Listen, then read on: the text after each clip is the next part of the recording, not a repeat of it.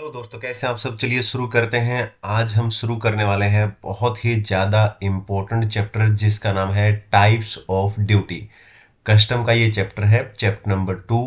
Exam के लिए बहुत ज़्यादा इम्पोर्टेंट है। इस चैप्टर के लिए मैं आपको बता दूं कि आपको जो जो इम्पोर्टेंट रहेगा सब कुछ मैं यहाँ पे कवर करने वाला हूँ।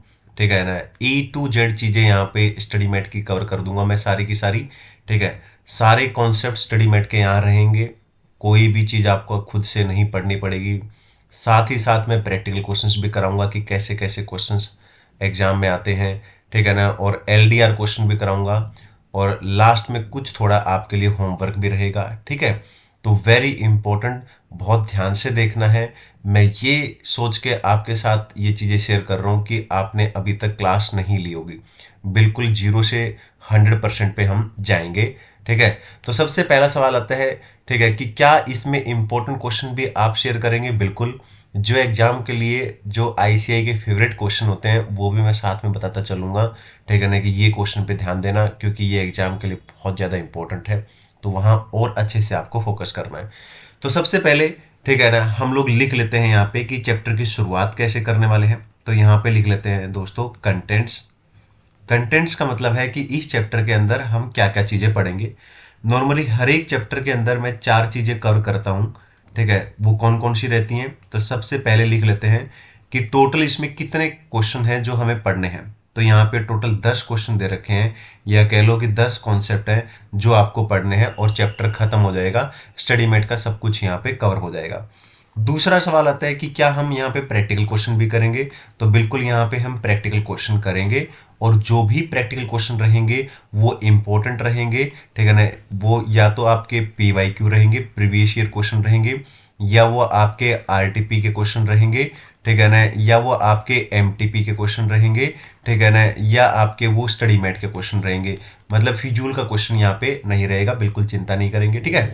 इसके अलावा तीसरी चीज, क्या आप यहाँ पे हमें LDR क्वेश्चन बता दोगे। ठीक है ना, ताकि हमें लगे कि यार ये क्वेश्चन है जो लास्ट डे जरूर पढ़ के जाने चाहिए। बिल्कुल LDR क्वेश्चन भी मैं आपको बता दूंगा। ठीक है ना। ओके। इसके अलावा कुछ, जब ये सब कुछ मैं खुद से करा दूंगा उसके बाद कुछ चीज़ें मैं आपको होमवर्क दूंगा। ठीक है ना। और होमवर्क जरूर कर लेना। ठीक है। और ये है आपका पूरा का पूरा चैप्टर। चैप्टर बहुत ज़्यादा इम्पोर्टेंट है, चैप्टर बहुत ज़्यादा मज़ेदार है। हालांकि कुछ लोगों को लगता है कि चैप्टर रटने वाला है। ऐसा नहीं है। अगर ध्यान से आप समझोगे चीज़ों को तो आपको लगेगा ही नहीं कि रटने की ज़रूरत है। बहुत आराम से, हाँ, जहाँ पे भी मुझे लगेगा कि ये थोड़ा सा एकदम बिल्कुल स्ट्रेट फॉरवर्ड क्वेश्चन है, बहुत ही ज़्यादा डिफिकल्ट क्वेश्चन है, उसको हम कोशिश करेंगे कि बहुत ही अच्छे तरीके से चार्ट वाइज या डायग्राम वाइज या जिस भी तरीके से कहानियाँ बना बना के हम उसको सीखने वाले हैं। तो चलिए दोस्तों शुरू करते हैं। और वीडियो को शुरू करने से पहले वीडियो आपने लाइक कर दिया होगा, चैनल सब्सक्राइब कर लिया होगा और अपने दोस्तों को इन्फॉर्म कर दिया होगा कि जल्दी आ जाओ, रेगुलर फ्री बैच स्टार्ट हो गया है। तो चलिए शुरू करते हैं। आपकी जो क्लास होती है, ठीक है ना, आपको पता ही होगा। जिन लोगों ने नहीं पता मैं आपको बता देता हूँ। MWF के अंदर लगभग 3 बजे तक आपको, 3 से 4 बजे तक आपको जो है क्लास में अपलोड कर दूंगा हमेशा MWF में। ठीक है। यानी हफ्ते में 3 क्लास में डाल दिया करूंगा, कोई दिक्कत नहीं है। ठीक है। साथ ही साथ मैं आपको बता दूं कि ये बैच किन किन लोगों को देखना है। तो जिन लोगों के मई 26 में पेपर हैं, ठीक है, चाहे वो CA फाइनल है चाहे CA में फाइनल के बच्चे हैं, तो ये मई 26 वाले के लिए है। साथ ही साथ सितंबर में जिनका अटेम्प्ट है 26 में, ये क्लासेस उनके लिए भी हैं। और साथ ही साथ जिन लोगों का पेपर है जनवरी 27 में, वो भी इसको कर सकते, कोई दिक्कत नहीं है। ठीक है। तो मई 26 के लिए तो ये कंप्लीटली फुल्ली अमेंडेड लेक्चर है। और सितंबर 26 के लिए आपको यही लेक्चर देखने हैं, लेकिन इसमें अमेंडमेंट बाद में ऐड कर दी जाएंगी कि भैया अमेंडमेंट जो जो है वो मैं अलग से प्लेलिस्ट बना के डाल दूंगा। जनवरी 26 के लिए भी क्लासेस यही रहेंगी। और कुछ छोटी मोटी एक आधी अमेंडमेंट आती है जनवरी में, ज़्यादा अमेंडमेंट आपको देखने को नहीं मिलेंगी, तो वो भी यहाँ पे ऐड ऑन कर दी जाएंगे, कोई दिक्कत नहीं है। तो चलिए शुरू करते हैं दोस्तों। तो आज की क्लास का टारगेट रहेगा, मैं टाइप्स ऑफ ड्यूटी जो चैप्टर है इसको 2 पार्ट में आपको करा दूंगा। यानी कि कह लो कि 2 क्लास हम इस पे लगा देंगे, एक आज की क्लास और एक नेक्स्ट क्लास। आज की क्लास के अंदर ये 10 क्वेश्चन हमारा टारगेट है कि ये कर लें। और इन क्वेश्चन को कराते कराते मैं आपको ये भी बता दूंगा कि एग्जाम के लिए इनमें से कौन से ज़्यादा इंपॉर्टेंट है। उनको अच्छे से आप अगली क्लास में ढंग से करके आएंगे, ताकि जब हम प्रैक्टिकल क्वेश्चन या बाकी चीज़ें करें तो आपको सब कुछ आसान लगे, कोई दिक्कत आपको लगे नहीं।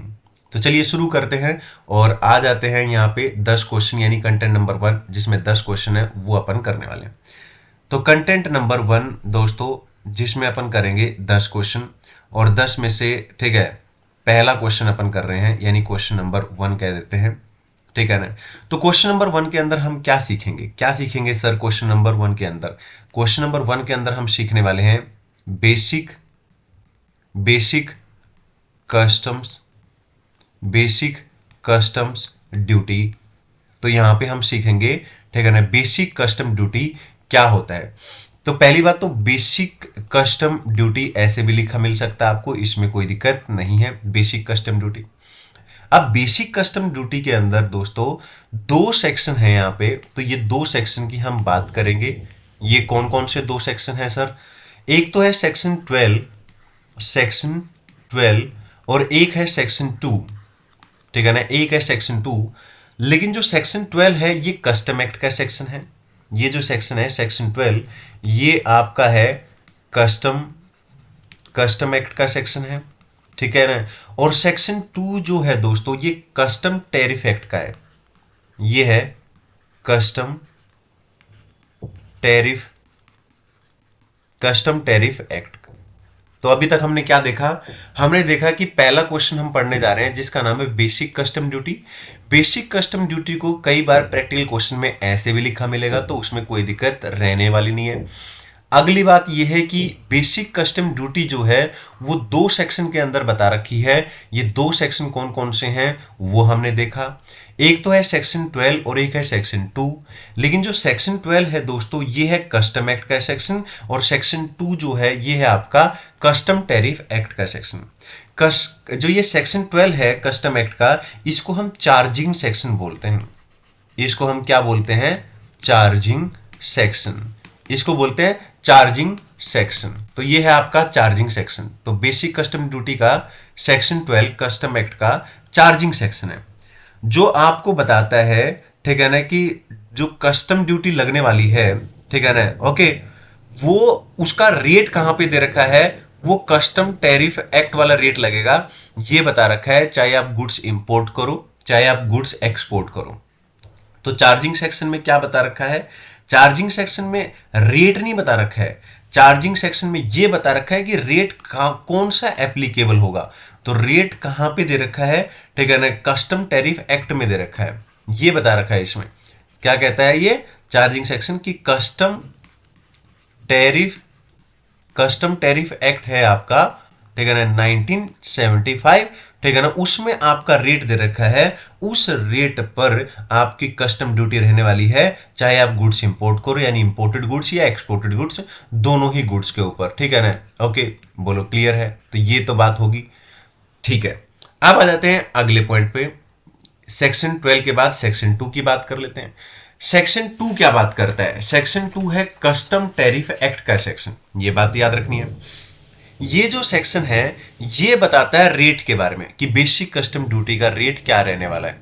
तो आपके लिए ये ज्यादा इंपॉर्टेंट है, ठीक है ना, कि बेसिक कस्टम ड्यूटी का रेट क्या रहने वाला है, ठीक है ना। ओके, अब अगर मैं एक शब्द में बोलूं, ठीक है ना, जो स्टैंडर्ड रेट होता है बेसिक कस्टम ड्यूटी का, वो रहता है दोस्तों 10%, ठीक है ना। बेसिक कस्टम ड्यूटी का एक स्टैंडर्ड रेट जो होता है वो रहता है 10%। तो एक तो ये ध्यान रखना है आपको, ठीक है जी, ध्यान रख लिया, ठीक है ना। अगली बातें जो कुछ आपको पता होनी चाहिए यहाँ पे वो भी मैं बता देता हूं। जो रेट है ना ये बेसिक कस्टम ड्यूटी का, ठीक है ना, जो रेट है, ठीक है ना, ये कहां पे दे रखा है, ठीक है ना, तो ये स्पेसिफाइड है, ये सेक्शन बताता है कि ये स्पेसिफाइड है, 2 शेड्यूल है यहाँ पे, उनके अंदर दे रखा है, ठीक है ना। एक तो आपका फर्स्ट शेड्यूल है, ठीक है ना, एक आपका फर्स्ट शेड्यूल है और एक आपका सेकंड शेड्यूल है, एक आपका सेकंड शेड्यूल है, ठीक है ना, उनके अंदर दे रखा है। इसका मतलब क्या सर? 2 रेट दे रखे हैं, फर्स्ट शेड्यूल के अंदर अलग रेट दे रखा है और सेकंड शेड्यूल के अंदर अलग रेट दे रखा है। देखो, फर्स्ट शेड्यूल के अंदर भी रेट दे रखा है, ठीक है ना, और सेकंड शेड्यूल के अंदर भी रेट दे रखा है। लेकिन जो फर्स्ट शेड्यूल के अंदर रेट दे रखा है ना, जो गुड्स इंपोर्ट करते हैं ना, उसका रेट दे रखा है यहाँ पे, ठीक है ना, यहाँ इंपोर्ट वाला रेट दे रखा है, ठीक है ना, और यहाँ पे एक्सपोर्ट करते हैं ना गुड्स, एक्सपोर्ट वाला रेट दे रखा है। आई होप क्लियर होगा अब आपको। चलो ये भी क्लियर हो गया है। अब कुछ बातें और बता रखी है यहाँ पे, आइए उनके बारे में भी बात कर लेते हैं। ठीक है ना, और क्या बता रखा है, फर्स्ट शेड्यूल के 5 कॉलम है यहाँ पे, ये बता रखा है। ठीक है ना, जो हमने अभी भी पढ़ा कि फर्स्ट शेड्यूल होता है, तो यहाँ पे ये बता रखा है कि फर्स्ट शेड्यूल के अंदर है ना 5 कॉलम होते हैं यहाँ पे। ठीक है जी, 5 कॉलम होते हैं, समझ में आ गया। ये 5 कॉलम कौन कौन से होते हैं, तो चलिए लिख लेते हैं ये 5 कॉलम कौन कौन से होते हैं। ठीक है ना, तो इसको यहाँ पे लिख लेते हैं कि भैया, ठीक है ना, फर्स्ट शेड्यूल किसके लिए रहेगा, ठीक है ना, फर्स्ट कॉलम किसके लिए रहेगा, और सेकंड कॉलम किसके लिए रहेगा, और थर्ड कॉलम किसके लिए रहेगा, और फोर्थ कॉलम किसके लिए रहेगा, और फिफ्थ कॉलम किसके लिए रहेगा। तो आइए इनको देख लेते हैं। क्लियर है, मैं इतनी डिटेल में क्यों बता रहा हूँ, क्योंकि आजकल पेपर थोड़े से आप समझ गए होंगे, पहले की तरह नहीं है, थोड़े से लेवल बढ़ चुका है आपका, तो थोड़ा ढंग से डिटेल में पढ़ना बहुत जरूरी है। ठीक है ना, तो फर्स्ट कॉलम जो होता है ये होता है आपका HSN के लिए। आई होप क्लियर है। सेकंड जो कॉलम होता है ये होता है जिसके अंदर दे रखा होता है डिस्क्रिप्शन। ठीक है ना, क्या दे रखा होता है, डिस्क्रिप्शन। थर्ड कॉलम किसके लिए होता है, तो थर्ड कॉलम होता है यूनिट के लिए, थर्ड कॉलम होता है यूनिट के लिए। फोर्थ कॉलम किसके लिए होता है, फोर्थ कॉलम में स्टैंडर्ड रेट दे रखा है, जो मैंने हमें बात की थी। ठीक है ना, इसमें स्टैंडर्ड रेट दे रखा है बेसिक कस्टम ड्यूटी का। ठीक है ना, जो कि मैं ऑलरेडी आपको बता चुका हूँ 10%। फिफ्थ कॉलम होता है, ठीक है ना, इसके अंदर भी रेट ऑफ ड्यूटी ही दे रखा है, लेकिन यहाँ पे प्रेफरेंशियल रेट ऑफ ड्यूटी की बात कर रहा है, ये स्टैंडर्ड रेट की बात करता है। ठीक है ना, बेसिक कस्टम ड्यूटी की। ठीक है ना, और ये भी रेट की ही बात करता है, लेकिन ये प्रेफरेंशियल रेट की बात करता है, प्रेफरेंशियल रेट ऑफ ड्यूटी। ठीक है ना, प्रेफरेंशियल, ठीक है ना, preferential rate of basic custom duty की बात करता है। आई होप क्लियर है कि क्या क्या चीजें हैं, तो एक बार देख लेते हैं और फिर आगे बढ़ते हैं। अभी तक हमने क्या पढ़ा, तो यहां पे दोस्तों क्या दे रखा है, बेसिक कस्टम ड्यूटी के बारे में हम पढ़ रहे हैं। ठीक है ना, मैं आपको क्वेश्चन करा दूंगा पूरा, उसके बाद ये भी बता दूंगा कि एग्जाम के लिए क्या इंपॉर्टेंट, आपको क्या ध्यान रखना है। हालांकि हर एक चीज पहले समझो। तो बेसिक कस्टम ड्यूटी को हम ऐसे भी लिख सकते हैं, सबसे पहले मैं ये बताया आपको। दूसरी चीज हमने ये पढ़ी कि इसके अंदर 2 सेक्शन है बेसिक कस्टम ड्यूटी के बारे में जो बात करते हैं। एक है सेक्शन 12 जो कि कस्टम एक्ट का सेक्शन है, एक है सेक्शन 2 जो कि कस्टम टैरिफ एक्ट का सेक्शन है। ठीक है ना, सेक्शन 12 जो कि कस्टम एक्ट का सेक्शन है, ये एक चार्जिंग सेक्शन है जो ये बताता है कि रेट कहां पे गिवन है। ठीक है ना, और जो ये सेक्शन 2 है ये हमें रेट बताता है कि बेसिक कस्टम ड्यूटी का रेट क्या रहता है। तो मैंने आपको बताया था स्टैंडर्ड रेट 10% होता है, ये ध्यान रखना है। इसके साथ साथ इस सेक्शन में 2 शेड्यूल बता रखे हैं, एक फर्स्ट शेड्यूल, एक सेकंड शेड्यूल। फर्स्ट शेड्यूल भी रेट के बारे में बात करता है, सेकंड भी, लेकिन फर्स्ट वाला इंपोर्ट के रेट के बारे में बात करता है और सेकंड वाला एक्सपोर्ट के रेट के बारे में बात करता है। और साथ ही यहाँ पे ये भी बता रखा है इस सेक्शन में कि फर्स्ट शेड्यूल में 5 कॉलम दे रखे हैं, और ये 5 कॉलम में क्या क्या है, फर्स्ट कॉलम में HSN है, सेकंड कॉलम में डिस्क्रिप्शन है, और थर्ड कॉलम के अंदर यूनिट है, और फोर्थ कॉलम में standard rate basic custom duty का, और फिफ्थ कॉलम में preferential rate of basic custom duty. ये स्टैंडर्ड रेट क्या होता है ये तो मैंने आपको बता दिया 10%, और ये preferential rate of basic custom duty क्या होता है ये मैं आपको आगे बताने वाला हूं, जो कि एग्जाम के लिए आपको डायरेक्ट क्वेश्चन आ सकता है, तो ध्यान से देखना है। तो आई होप क्लियर है दोस्तों। तो चलते हैं, अभी तक सारे पॉइंट्स आपको क्लियर हो गए होंगे। अब अगला क्वेश्चन, ठीक है ना, इसी के अंदर अब जो हम पढ़ रहे हैं ना, ठीक है ना, सब कुछ इसी के अंदर पढ़ना है। तो आ जाते हैं अगले पॉइंट पे। अब मैं यहाँ पे एक हेडिंग सी बना देता हूं। अब जो पॉइंट समझाने वाला हूं बहुत ध्यान से देखना, क्योंकि ये आपको हर एक कंपाइलर, स्टडी मेट सब जगह पे मिलेगा, और ये एक्सट्रीम इंपॉर्टेंट क्वेश्चन है। ठीक है ना, पहले मैं हेडिंग लिख देता हूं। हेडिंग है हेडिंग है preferential rate of duty, preferential rate of duty, ये इसकी हेडिंग है। ठीक है ना, अब अगला सवाल आता है कि क्या सर ये एग्जाम के लिए इंपॉर्टेंट है, तो मैंने ऑलरेडी आपको बता दिया है दोस्तों। ठीक है ना, कि ये एग्जाम के लिए बहुत ज्यादा इंपॉर्टेंट है, तो इसको मार्क कर लेंगे, वेरी इंपॉर्टेंट फॉर एग्जाम, तो बहुत ज्यादा इंपॉर्टेंट है। ठीक है ना, अब ये है क्या, आइए इसको समझते हैं कि प्रेफरेंशियल रेट ऑफ ड्यूटी है क्या चीज। बेसिकली मान लो मैं एक इंपोर्टर हूं, ये मैं हूं, ठीक है ना, ये मैं हूं, ठीक है ना, ओके क्लियर है, ये ब्रो यानी कि मैं कौन हूं, मैं एक इंपोर्टर हूं, ठीक है ना, ओके। अब यहां पे एक मान लेते एक जगह है, ये कोई जगह है मान लेते ये कोई जगह है, इसको, इस जगह को अपन क्या बोल देते हैं, एक एरिया बोल देते हैं, ठीक है ना। ये एक एरिया है, यानी एक जगह है, एक पर्टिकुलर जगह है, ठीक है ना। ओके, तो हुआ क्या है कि ये जो जगह है, जो ये जो एरिया है, ये नोटिफाइड बाय सेंट्रल गवर्नमेंट है। ये एरिया क्या है, ठीक है ना, ये सेंट्रल गवर्नमेंट के द्वारा नोटिफाइड है, नोटिफाइड बाय सेंट्रल गवर्नमेंट, ठीक है ना, क्लियर है।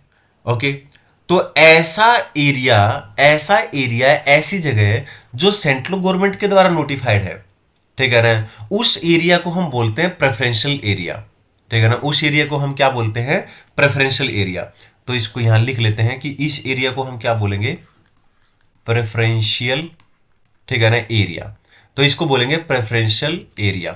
बोलो क्लियर है।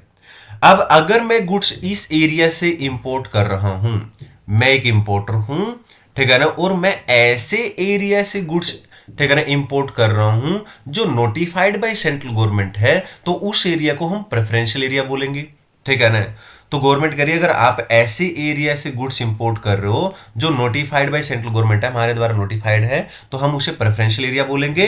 और अगर आप ऐसा करते हो तो आपका जो रेट रहता है, ठीक है ना, नॉर्मल रेट रहता है ड्यूटी का, ठीक है ना, उससे कम रेट हम आपको प्रेफरेंशियल रेट मतलब प्रेफरेंस करेंगे, एक ऐसा रेट बताएंगे जो नॉर्मली जो आपका रेट रहता है उससे कम रहेगा।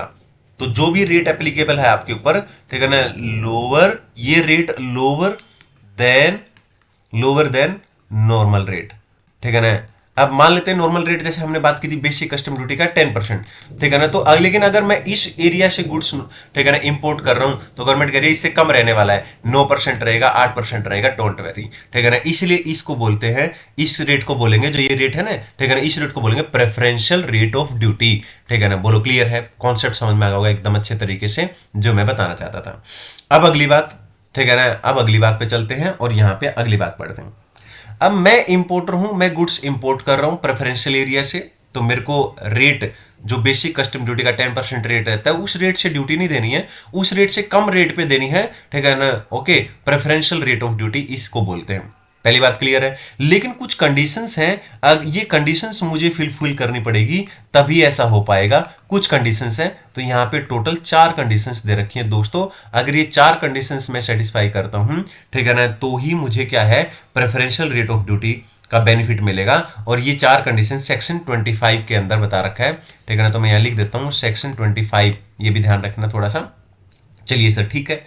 अब क्या पॉइंट है, सबसे पहले मैंने बताया कि एज ए इंपोर्टर मुझे ये कंडीशन फुलफिल करनी पड़ेगी, पहली कंडीशन फुलफिल करनी पड़ेगी, ठीक है ना। ओके, मुझे एक क्लेम करना पड़ेगा, ठीक है ना, एज ए इंपोर्टर, ठीक है ना, मुझे एक मेक ए क्लेम, ठीक है ना, क्लियर है। मुझे क्या करना पड़ेगा, क्लेम करना पड़ेगा। एज ए इंपोर्टर मुझे क्या करना पड़ेगा, ठीक है, यहां पे एक अलग कलर का पहले लेते हैं। Importer should make a specific claim. Importer, मैं इंपोर्टर होगा, इंपोर्टर, ठीक है ना, मुझे क्या करना पड़ेगा, शुड, ठीक है ना, इंपोर्टर शुड मेक, ठीक है ना, मेक ए स्पेसिफिक क्लेम, ठीक है ना। क्या करना पड़ेगा, मुझे क्लेम करना पड़ेगा, ठीक है ना, स्पेसिफिक क्लेम करना पड़ेगा, ठीक है ना। क्या करना पड़ेगा, क्लेम करना पड़ेगा। सर क्या क्लेम करना पड़ेगा, ठीक है ना, प्रेफरेंशियल रेट के लिए मुझे क्लेम करना पड़ेगा। किसके लिए, प्रेफरेंशियल रेट के लिए, क्लेम फॉर, ठीक है ना, फॉर प्रेफरेंशियल रेट, ठीक है ना, मुझे क्लेम करना पड़ेगा। ओके, ऐसे ही थोड़ी हो जाएगा। तो पहली कंडीशन क्या है, एज ए इंपोर्टर, ठीक है ना, मुझे क्लेम करना पड़ेगा प्रेफरेंशियल रेट के लिए। पहली कंडीशन क्लियर है, ठीक है। आगे चलते हैं, दूसरी कंडीशन पे आ जाते हैं दोस्तों, ठीक है ना। दूसरी कंडीशन यहां पे क्या बता रखी है, चलिए दूसरी कंडीशन पे आ जाते हैं। दूसरी कंडीशन में बोल रखा है कि इंपोर्टर को एक और क्लेम करना पड़ेगा। एक क्लेम तो ये होगा, ठीक है ना, दूसरे पॉइंट में भी यही लिख रखा है, ठीक है ना। इंपोर्टर शुड मेक ए, ठीक है ना, इंपोर्टर शुड ऑल्सो, ठीक है ना, क्लेम, ऐसे लिख सकते हैं, कोई बात नहीं। चलिए ऐसे लिख लेते हैं, और थोड़ा सा पेन अलग अलग इसलिए ले रहा हूं ताकि मेन पॉइंट आपको ध्यान रहे, ठीक है। तो यहां पे लिख रखा है कि इंपोर्टर, मैं इंपोर्टर होगा, ठीक है ना, इंपोर्टर शुड, ठीक है ना। यहां तो था क्लेम कि मुझे क्लेम करना है, क्या क्लेम करना है, प्रेफरेंशियल रेट के लिए मुझे क्लेम करना है। एक और चीज क्लेम करनी है, ऑल्सो क्लेम, एक और चीज क्लेम करनी है। क्या क्लेम करनी है मुझे एक और चीज, कि जो गुड्स मैंने इंपोर्ट किया है वो कहां से मैन्युफैक्चर किया गया है, वो गुड्स मैन्युफैक्चर किया गया है, प्रोड्यूस किया गया है प्रेफरेंशियल एरिया में, ठीक है ना। क्या गुड्स आर प्रोड्यूस्ड, ठीक है ना, गुड्स आर प्रोड्यूस्ड, थोड़ा सा ऊपर कर ले इसको, और manufactured in such preferential area, in such preferential area. तो पहले दो कंडीशन समझ में आ गई आपको, ठीक है ना, कि मैंने क्या बताया है, ठीक है ना। तो पहली दो कंडीशन में मैंने ये बताया है, ठीक है ना, कि एज ए इंपोर्टर मुझे ये क्लेम करना पड़ेगा, पहले तो प्रेफरेंशियल रेट के लिए क्लेम करना पड़ेगा, और मुझे क्या क्लेम करना पड़ेगा कि जो गुड्स, ठीक है ना, जो गुड्स है ना, ठीक है ना, जो इंपोर्ट हो रहा है वो मैन्युफैक्चर कहां पे हुआ है, प्रेफरेंशियल एरिया में मैन्युफैक्चर हुआ है, ये भी मुझे क्लेम करना पड़ेगा, ठीक है ना। ओके, तीसरी कंडीशन क्या सेटिस्फाई करनी पड़ेगी, चलिए चलते हैं, ठीक है। जिस एरिया से मैं गुड्स, ठीक है ना, इंपोर्ट कर रहा हूं, ठीक है ना, वो एरिया क्या होना चाहिए, वो प्रेफरेंशियल एरिया होना चाहिए। आगे कौन सी कंडीशन सेटिस्फाई करनी है मुझे, ठीक है ना, कि मेरे को प्रेफरेंशियल रेट का बेनिफिट तभी मिलेगा ना, ठीक है ना, कि अगर मैं प्रेफरेंशियल एरिया से, ठीक है ना, गुड्स इंपोर्ट करूंगा, ठीक है ना, तभी ना मुझे बेनिफिट मिलेगा प्रेफरेंशियल रेट का। तो एरिया क्या होना चाहिए, एरिया प्रेफरेंशियल एरिया होना चाहिए। अगले पॉइंट में यही लिख रखा है इन्होंने, ठीक है ना, क्या, ठीक है ना, कि जो एरिया है, जो हमने बात की थी एरिया, ठीक है ना, वो क्या होना चाहिए, एरिया, ठीक है ना, नोटिफाइड होना चाहिए, ठीक है ना, एरिया नोटिफाइड होना चाहिए अंडर सेक्शन 4 सबसेक्शन 3। ये जो सेक्शन है, ठीक है ना, सेक्शन 4 सबसेक्शन 3, ये कस्टम टैरिफ एक्ट का है, ये भी ध्यान रखना आप, ठीक है ना, कस्टम, ठीक है ना, कस्टम टैरिफ एक्ट, ठीक है ना, ये किसका है, कस्टम टैरिफ एक्ट का सेक्शन है, ठीक है ना। क्या बताएगा, एरिया नोटिफाइड होना चाहिए अंडर सेक्शन 4 सब सेक्शन 3, और ये किसका है, कस्टम टैरिफ एक्ट का, ठीक है ना। तो एरिया कौन सा होना चाहिए, area should be preferential area, ठीक है ना। क्या होना चाहिए, एरिया कौन सा होना चाहिए, प्रेफरेंशियल एरिया। तो मुझे ये भी कंडीशन सेटिस्फाई करनी पड़ेगी। क्या कंडीशन सेटिस्फाई करनी पड़ेगी, कि जो एरिया जिससे मैं गुड्स मंगा रहा हूं वो नोटिफाइड होना चाहिए, ठीक है ना, यानी ऐसा एरिया होना चाहिए जो नोटिफाइड है, ठीक है ना, हमने ऊपर बात की थी। तो उस एरिया से मुझे गुड्स क्या करना है, ठीक है ना, इंपोर्ट करना है, ये भी कंडीशन सेटिस्फाई होनी चाहिए। तो ये हमने ऊपर पढ़ी ली थी। एक और कंडीशन है जो यहाँ पे सेटिस्फाई होनी चाहिए लास्ट, ठीक है ना, वो क्या है, ओरिजिन ऑफ गुड्स ध्यान रखना पड़ेगा आपको। क्या ध्यान रखना पड़ेगा, ओरिजिन ऑफ गुड्स कहां हुआ है, ठीक है ना। तो ओरिजिन, ठीक है ना, ऑफ गुड्स कैसे डिटरमाइन करोगे, ओरिजिन ऑफ गुड्स, ये ध्यान रखना पड़ेगा आपको। तो ओरिजिन ऑफ गुड्स कैसे ध्यान रखोगे, ठीक है ना, ओरिजिन ऑफ गुड्स कैसे डिटरमाइन करोगे, ओरिजिन ऑफ गुड्स डिटरमाइंड कैसे डिटरमाइन करोगे, ठीक है ना। रूल बता रखे हैं, रूल्स अंडर सेक्शन 4 सबसेक्शन 2, ऊपर हमने पढ़ा था 4 सबसेक्शन 3, उससे एक माइनस कर देना 4 सबसेक्शन 2, ठीक है ना। ये भी कस्टम टैरिफ एक्ट का है, ठीक है ना। ये किसका है, कस्टम टैरिफ एक्ट। बोलो क्लियर है। तो ये भी ध्यान रखना। तो आई होप आपको क्लियर है। अब आप अपन चलते हैं वापस, एक बार मैं रिवीजन करा देता हूँ। काफी अच्छा पॉइंट था और काफी बड़ा पॉइंट भी था, ठीक है ना। तो एक बार रिलेट कर लेते हैं कि क्या क्या चीजें हमने पढ़ी। तो हमने पढ़ा, ठीक है ना, तो पहली बात तो मैं आपको बता देता हूँ कि एग्जाम के लिए मोस्ट इंपॉर्टेंट है, ठीक है ना, और बहुत अच्छे से ध्यान रखना है, ठीक है। ओके, ठीक है। इसमें दो बातें आपको ध्यान रखनी है बेसिक कस्टम ड्यूटी में। दो बातें क्या ध्यान रखनी है जो एग्जाम के लिए मोस्ट इंपॉर्टेंट है। एक तो बेसिक कस्टम ड्यूटी का रेट याद रखना है, ठीक है ना, 10%। और दूसरा क्या है, ठीक है ना, प्रेफरेंशियल रेट, ठीक है ना, प्रेफरेंशियल रेट, ठीक है, के बारे में जो हमने पढ़ा है, उसकी कंडीशंस पढ़ी है, वो याद रखना है। ये अगले से क्वेश्चन आ सकता है 4-5 नंबर का। बोलो क्लियर है, ठीक है। तो एग्जाम के लिए मोस्ट इंपॉर्टेंट है ये, ठीक है। और मैंने आपको बता दिया कि एग्जाम के लिए क्या इंपॉर्टेंट है, तो इंपॉर्टेंट फॉर एग्जाम मार्क कर लेंगे। पहला question he important for exam, ठीक है। एक बार इसको रिवीजन कर लेते हैं, और इसको समअप करते हैं। तो बेसिक कस्टम ड्यूटी में हमने क्या बात की दोस्तों, सबसे पहले बात की बेसिक कस्टम ड्यूटी पे ऐसे भी लिख सकते हैं। दूसरी बात हमने पढ़ी कि बेसिक कस्टम ड्यूटी के अंदर दो सेक्शन है यहाँ पे जहां पे बेसिक कस्टम ड्यूटी की बात की गई है। एक तो है सेक्शन 12, एक है सेक्शन 2। सेक्शन 12 तो कस्टम एक्ट की का सेक्शन है और सेक्शन 2 कस्टम टैरिफ एक्ट का सेक्शन है। आगे चलते हैं, ठीक है ना। यहां पे बता रखा है कि सेक्शन 12 जो है, ठीक है ना, ये चार्जिंग सेक्शन है, और जो ये है सेक्शन 2 ये रेट की बात करता है, ठीक है ना, कि भैया क्या रेट रहेगा बेसिक कस्टम ड्यूटी का। तो चार्जिंग सेक्शन क्या बताता है, चार्जिंग सेक्शन ये बताता है कि रेट कहां दे रखा है, ठीक है ना, रेट कहां दे रखा है, ठीक है ना, ओके। और ये सेक्शन 2 क्या बताता है कि भैया रेट है क्या आपका 10% स्टैंडर्ड रेट है, ठीक है ना, और ये भी बता रखा है कि ये रेट कहां पे स्पेसिफाई कर रखे हैं। तो दो शेड्यूल है, फर्स्ट और सेकंड शेड्यूल। फर्स्ट में, ठीक है ना, इंपोर्ट का रेट बता रखा है और सेकंड में एक्सपोर्ट का रेट बता रखा है। और फर्स्ट शेड्यूल में 5 कॉलम है, ठीक है ना, फर्स्ट, सेकंड, 5, थर्ड और फोर्थ। और फर्स्ट में HSN, सेकंड में डिस्क्रिप्शन, थर्ड में यूनिट और फोर्थ में standard rate of basic custom duty और फिफ्थ में preferential rate of basic custom duty. और उसके बाद हमने पढ़ा प्रेफरेंशियल रेट ऑफ ड्यूटी क्या होता है। तो हमने यहाँ पे पढ़ा, ठीक है ना, कि मैं अगर एक इंपोर्टर हूं और मैं गुड्स इंपोर्ट कर रहा हूं ऐसे एरिया से जो सेंट्रल गवर्नमेंट के द्वारा नोटिफाइड है, उस एरिया को प्रेफरेंशियल एरिया बोलेंगे, ठीक है ना। तो उस केस में मुझे जो नॉर्मल रेट है, ठीक है ना, ड्यूटी का, उससे कम रेट पे मुझे क्या देना पड़ेगा, ठीक है ना, ड्यूटी पे करनी पड़ेगी। बोलो क्लियर है, उसको बोलते हैं प्रेफरेंशियल रेट ऑफ ड्यूटी। लेकिन एज ए इंपोर्टर मुझे 4 कंडीशन सेटिस्फाई करनी पड़ेंगी।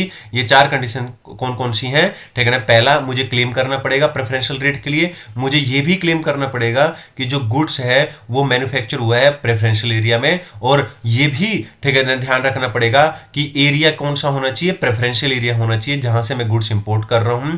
और ओरिजिन ऑफ गुड्स कैसे डिटरमाइन करेंगे, ठीक है ना, ठीक है ना, उसके रूल दे रखे हैं under section 4 sub section 2 custom tariff act के अंदर, उसके हिसाब से ओरिजिन ऑफ गुड्स डिटरमाइन करेंगे। पहला क्वेश्चन क्लियर हो गया होगा, ठीक है ना। ये क्वेश्चन आपको बिल्कुल अच्छे से याद कर लेना है, ये वाला मैंने आपको पहले ही बता दिया है। पहला क्वेश्चन ही बेसिक कस्टम ड्यूटी का मोस्ट इंपॉर्टेंट है, लेकिन उसमें, ठीक है ना, एक तो बेसिक कस्टम ड्यूटी का रेट याद रख लेना 10%, ठीक है ना, वो तो आपको प्रैक्टिकल क्वेश्चन में भी याद हो जाएगा, लेकिन इसमें इसको मार्क कर लो, इसको ढंग से कर लो, साथ साथ में याद कर लो इसको। आई होप फिर भी आपको याद हो गया होगा, ठीक है ना, मैंने अच्छे से करा दिया। अब मैं आपको दिखा देता हूं, ठीक है ना, नोट्स के अंदर जो मैंने नोट्स बना रखे हैं कि हमने क्या पढ़ा है। तो जैसा कि मैंने बताया दोस्तों, यहाँ पे टोटल 10 क्वेश्चन करने वाले हैं, और पहला क्वेश्चन है बेसिक कस्टम ड्यूटी का। और बेसिक कस्टम ड्यूटी जो है उसके प्रोविजन कहां दे रखे हैं, सेक्शन 12 और सेक्शन 2। सेक्शन 12 कस्टम एक्ट का है, ये कस्टम टैरिफ एक्ट का है, यहाँ पे सब कुछ वही चीजें दे रखी हैं। सेक्शन 12 क्या बताता है ये बता रखा है, और उसके बाद ये बता रखा है कि सेक्शन 2 क्या बताता है, ठीक है ना, और फर्स्ट शेड्यूल, सेकंड शेड्यूल वगैरह के बारे में बता रखा है। वही फर्स्ट शेड्यूल में 5 कॉलम दे रखे हैं, किसमें क्या है, ठीक है ना, वो सब बातें यहाँ पे सब कुछ बता रखा है। स्टैंडर्ड रेट क्या रहता है 10%, ये भी हमने बात की।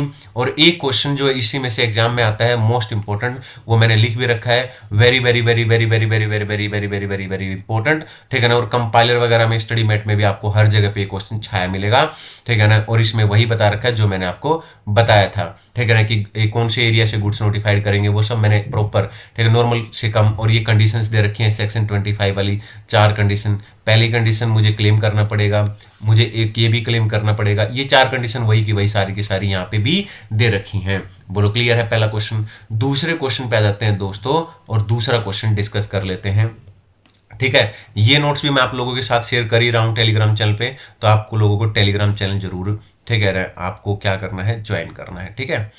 एक और बात दोस्तों, अपने दोस्तों के साथ जरूर शेयर करो, ठीक है ना।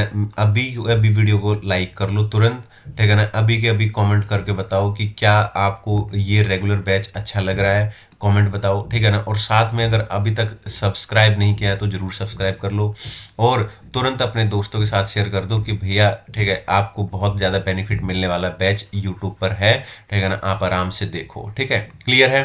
अब सवाल ये उठता है कि अब हम क्या पढ़ेंगे, तो यहाँ पे आ जाते हैं। अब हम क्वेश्चन नंबर 2 करने वाले हैं, ठीक है ना। क्वेश्चन नंबर 1 आई होप आपको अच्छे से समझ में आया होगा। क्वेश्चन नंबर 2 की तरफ चलते हैं। क्वेश्चन नंबर 2, ठीक है, टाइप्स ऑफ ड्यूटी का क्वेश्चन नंबर 2।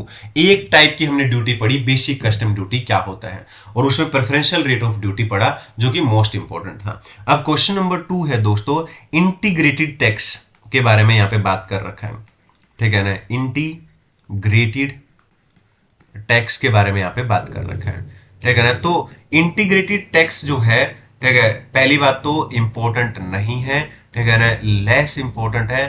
ठीक है, लेस इम्पोर्टेंट मतलब बिल्कुल छोड़ दोगे तो भी चलेगा, कोई दिक्कत नहीं है, ठीक है ना, तो पढ़ना ही मत इसको। लेकिन फिर भी मैं आपको इसको थोड़ा सा बता देता हूँ, ठीक है ना, इसको ना भी करोगे तो ही ज्यादा फायदा है, लेकिन फिर भी मैंने नोट्स में दे ही रखा है तो मैं आपको यहीं से बता देता हूँ, एग्जाम के लिए इंपॉर्टेंट नहीं है।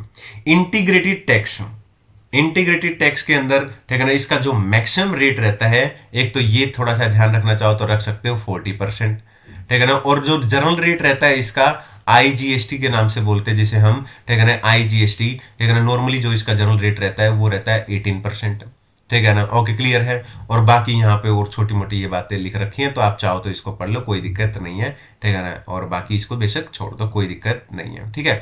फिर भी मैंने ये दे रखा है यहाँ पे, तो इसमें ये सब बता रखा है।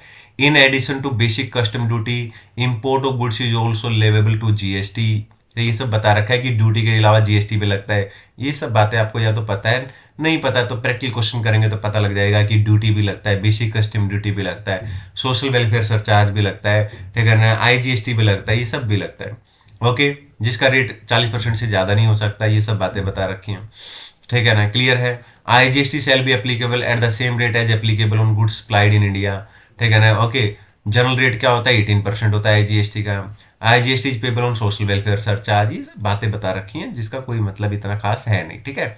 तो आई होप क्लियर है, इसको मार्क कर लेंगे लेस इंपॉर्टेंट, ठीक है, बिल्कुल लेस इंपॉर्टेंट मतलब बिल्कुल रद्दी। आगे चलते हैं दोस्तों क्वेश्चन नंबर 3 के ऊपर, एक और धुएंधार, ठीक है ना, एक और धुरंधर क्वेश्चन कह लो इसको, एक धुरंधर क्वेश्चन अब हम करने जा रहे हैं जो एग्जाम के लिए बहुत ज्यादा इंपॉर्टेंट है, रहने वाला है, ठीक है ना, और ये अभी के अभी याद हो जाना चाहिए आपको, ठीक है ना, अभी के अभी हमें याद कर लेना है, ठीक है ना। क्वेश्चन नंबर 3, तो यहाँ पे लिखेंगे सबसे पहले क्वेश्चन नंबर 3, और सबसे पहले इस क्वेश्चन का नाम क्या है, तो क्वेश्चन का नाम लिख देते हैं जीएसटी कंपनसेशन सेस। तो क्वेश्चन का नाम क्या है दोस्तों, GST compensation cess, GST compensation, GST compensation cess, GST compensation cess, ठीक है, बहुत ही ज्यादा इंपॉर्टेंट क्वेश्चन है, ठीक है ना, तो इसको मार्क कर लेंगे, very important, very very important for exam, ठीक है ना। टाइप्स ऑफ ड्यूटी में फॉर एग्जाम एक बार लिख दूं, फिर मैं अपनी पंचायत करता हूं, ठीक है ना। मैं आपको ये बता रहा था कि टाइप्स ऑफ ड्यूटी में बहुत सारे लोग हैं ना, दो ही तरीके की ड्यूटी पढ़ के चले जाते हैं, सेफ गार्ड ड्यूटी और एंटी डंपिंग ड्यूटी, तो उनको लगता है कि यार यही इंपॉर्टेंट है, इसी में से आ जाएगा, ठीक है ना, वो लक बाई चांस की बात है, ऐसा नहीं है कि वो इंपॉर्टेंट नहीं है, वो बहुत ज्यादा इंपॉर्टेंट थी, है, हमेशा रहने वाली है दोनों ड्यूटी। लेकिन कहीं ना कहीं सी इंस्टीट्यूट को भी तो पता है ना कि यार बच्चा तो ये पूरा चैप्टर छोड़ के सिर्फ ये दो ही चीजें पढ़ के आ रहा है, चलो इनको चेक करते हैं। अब पता लगे उन्होंने अलग अलग टाइप के क्वेश्चन देने शुरू कर दिए, और फिर कह रहे हो आपकी या तो आउट ऑफ सिलेबस क्वेश्चन है या फिर मुश्किल पेपर आया, ठीक है ना, तो करना क्या है, डीपली पढ़ के जाना है, ठीक है ना, ताकि कहीं से भी आए आपको कोई दिक्कत ना आए। तो एक और इंपॉर्टेंट क्वेश्चन हम पढ़ने जा रहे हैं, GST compensation cess. GST compensation cess अगर आप एग्जाम में ढंग से लिखना चाहते हैं तो ये 5 बातें लिख देना और आपका काम बन जाएगा, पूरे नंबर मिल जाएंगे। ये 5 बातें कौन कौन सी लिखनी है, आइए देखते हैं। सबसे पहली बात जो आपको लिख देनी है, ठीक है ना, आपको लिखनी है कौन सी बात, एक बार थोड़ा ऊपर जाते हैं, यहां पे तो सबसे पहली बात, जीएसटी कंपनसेशन सेस कौन से सेक्शन में लेविड है, ये लिख देना है। तो जीएसटी कंपनसेशन सेस लेविड है अंडर सेक्शन 8, ठीक है ना, एक बात होगी याद, ठीक है ना, कौन से सेक्शन में लेविड है, अंडर सेक्शन 8। ये सेक्शन किसका है, जीएसटी एक्ट का सेक्शन है, चलो मैं ये भी लिख देता हूं, ये सेक्शन किसका है, ये जीएसटी एक्ट का सेक्शन है। जीएसटी एक्ट कौन सा है, 2017, आई होप क्लियर है। तो पहली बात याद होगी, ठीक है ना। तो जीएसटी कंपनसेशन सेस होता क्या है, जीएसटी कंपनसेशन सेस वो नहीं बताया मैंने सिर्फ ये बताया है कि जीएसटी कंपनसेशन सेस लेविड कौन से सेक्शन में होता है, तो अंडर सेक्शन 8, बस इतना ध्यान रख लेना, बोलो क्लियर है, ठीक है। दूसरी बात क्या ध्यान रखनी है, अब सवाल उठता है कि जो जीएसटी कंपनसेशन सेस आप बता रहे हो, ठीक है ना, आप बस ये बताओ कि जीएसटी कंपनसेशन सेस लगाया क्यों, क्या जरूरत क्या है। तो मैं आपको बता दूं कि जीएसटी कंपनसेशन सेस से, ठीक है ना, इसलिए दिया गया था, इसलिए क्योंकि जब जीएसटी लगाया गया इंडिया में, जब इंप्लीमेंट हुआ जीएसटी इंडिया के अंदर, उसकी वजह से काफी सारे स्टेट्स ऐसे से जिन्हें लॉस हुआ, ठीक है, तो उनको कंपनसेशन देने के लिए जीएसटी कंपनसेशन सेस लेके आया गया। आई होप क्लियर है, ठीक है ना, मैंने आपको बता दिया क्लियर। जीएसटी कंपनसेशन सेस, ठीक है ना, ये कंपनसेशन की क्या जरूरत थी, इसको लेके आने की क्या जरूरत थी? इसकी इसलिए जरूरत थी कि जब जीएसटी लेके आए इंडिया के अंदर, जीएसटी इंप्लीमेंट किया, तो बहुत सारे स्टेट्स को लॉस हुआ, उनको कंपनसेशन प्रोवाइड करने के लिए जीएसटी कंपनसेशन सेस लाया गया। तो हम इसको क्या लिख सकते हैं, जीएसटी कंपनसेशन सेस क्यों लाए? टू प्रोवाइड, क्या प्रोवाइड करने के लिए? कंपनसेशन, ठीक है ना, टू प्रोवाइड कंपनसेशन। कंपनसेशन किसको? ठीक है ना, कौन स्टेट्स को, ठीक है ना, कौन से स्टेट्स को, ठीक है ना, फॉर लॉस ऑफ रेवेन्यू, जिन्हें लॉस हुआ था, लॉस ऑफ रेवेन्यू, जिनको लॉस हुआ था, ठीक है ना। लॉस क्यों हुआ था? ड्यू टू, रीजन क्या था लॉस होने का? Due to implementation of GST, ठीक है ना, क्या था? इंप्लीमेंटेशन, ठीक है ना, implementation of GST, GST implement किया था इंडिया में, उसकी वजह से लॉस हुआ था, उस लॉस को कंपनसेशन करने के लिए, ठीक है ना, जीएसटी कंपनसेशन, ठीक है ना, सेस लेके आए। आई होप क्लियर है, ठीक है ना। अब चलते हैं आगे की तरफ, अगले पॉइंट पे आ जाते हैं। तीसरा पॉइंट आपको क्या लिखना है इसके अंदर? जीएसटी कंपनसेशन, ठीक है ना, लेवी एंड कलेक्शन, ठीक है ना, कब तक है ये जीएसटी कंपनसेशन सेस जो है, ठीक है ना, नेक्स्ट पॉइंट पढ़ने वाले हैं, इसकी लेवी एंड कलेक्शन का टाइम पीरियड कब तक है, ठीक है ना, कब तक रहने वाला है ये? तो ये आपको मैं बता दूं, ठीक है ना, जो ईयर अभी चल रहा है अपना, ठीक है ना, कौन सा ईयर चल रहा है अपना, ठीक है ना, ये ईयर आपको ध्यान रखना है और इस ईयर के हिसाब से आप लिख देंगे। तो कौन सा ईयर चल रहा है? 2026, ठीक है ना। तो 2026 के अंदर 31 मार्च, याद रखना, 31 मार्च 2026, 2026 तो साल चल रहा है, और 31 मार्च तो आप समझ ही गए होंगे, 1 अप्रैल से लेकर 31 मार्च को अपना साल होता है, काउंटिंग ईयर होता है, तो उससे ध्यान रख लेना। तो 31 मार्च 2026 तक लेवी एंड कलेक्शन है इसका। बोलो क्लियर है? अब अगला पॉइंट करते हैं और अगले पॉइंट के ऊपर चलते हैं। नेक्स्ट पॉइंट आपको क्या ध्यान रखना है इसके अंदर, ठीक है ना, कि जीएसटी कंपनसेशन सेस सिर्फ और सिर्फ किसके ऊपर एप्लीकेबल है? यहां पे याद रखना है एप्लीकेबिलिटी, ठीक है ना, ओनली किसके ऊपर एप्लीकेबल है, ये ध्यान रखना आपको। जीएसटी कंपनसेशन सेस किसके ऊपर एप्लीकेबल है? It is applicable only those supply of goods and services जो नोटिफाइड बाय सेंट्रल गवर्नमेंट है, ठीक है ना, जो नोटिफाइड है, वे गुड्स एंड सर्विसेज नोटिफाइड है, notified by central government. Way goods and service जो नोटिफाइड है सेंट्रल गवर्नमेंट के द्वारा, सिर्फ उन्हीं के केस में जीएसटी कंपनसेशन सेस लगने वाला है, मिलने वाला है। आई होप क्लियर है। अगला पॉइंट आता है, सर एक बात बताओ, अभी के लिए किसके ऊपर लगता है ये, ठीक है ना, अभी के ऊपर, अभी के लिए एज ऑफ नाउ, ठीक है ना, अभी के लिए अगर हम बात करें तो अभी के लिए किस किस के ऊपर मिलता है ये, ठीक है ना, जीएसटी कंपनसेशन सेस लेविड है अभी के लिए, ठीक है ना, दो चीजों पर। किस पर? यहां लिख लेंगे, luxury item, luxury and sin goods, ठीक है, लग्जरी एंड साइन गुड्स, ठीक है ना, लग्जरी एंड साइन गुड्स, जैसे एग्जांपल के तौर पर पान मसाला, ठीक है ना, जैसे कि पान मसाला, ठीक है ना, ओके, जैसे कि टोबैको, जैसे कि टोबैको, ठीक है ना, इस तरीके के गुड्स। आई होप क्लियर है। तो आप लोगों को समझ में आ गया होगा, ठीक है ना, हमने क्या पढ़ा है और क्या मतलब है इसका, एक बार रिवीजन करते हैं, ठीक है ना। एक और क्वेश्चन हमने पढ़ा, धुआंधार क्वेश्चन, एक्सट्रीम इंपॉर्टेंट क्वेश्चन है दोस्तों एग्जाम के लिए, बिल्कुल भी छोड़ के नहीं जाना और अभी याद हो जाना चाहिए। जीएसटी कंपनसेशन सेस गवर्नमेंट क्यों लेके आई, इसमें 5 बातें ध्यान रखनी है। पहली बात, कौन से सेक्शन में लेविड है? अंडर सेक्शन 8, अंडर सेक्शन 8 में लेविड है। दूसरी बात आपको क्या ध्यान रखनी है, ठीक है ना, जीएसटी कंपनसेशन सेस क्यों लेके आई, क्यों दे रही है सरकार? क्योंकि जब इसको इंप्लीमेंट किया गया जीएसटी को, तो बहुत सारे स्टेट्स को लॉस हुआ था, उस लॉस को कंपनसेशन करने के लिए, कंपनसेट करने के लिए इसको लेके आया गया। लेवी एंड कलेक्शन कब तक है? जो अपना साल अभी चल रहा है, जब हम क्लास ले रहे हैं 2026, 31 मार्च 2026, एप्लीकेबल सिर्फ उन्हीं गुड्स और सर्विसेज पे एप्लीकेबल है जो सेंट्रल गवर्नमेंट के द्वारा नोटिफाइड है। अभी के लिए luxury and sin goods, 2 item याद रखना, जैसे एग्जांपल के तौर पर पान मसाला, टोबैको, इस तरीके की चीजों पे।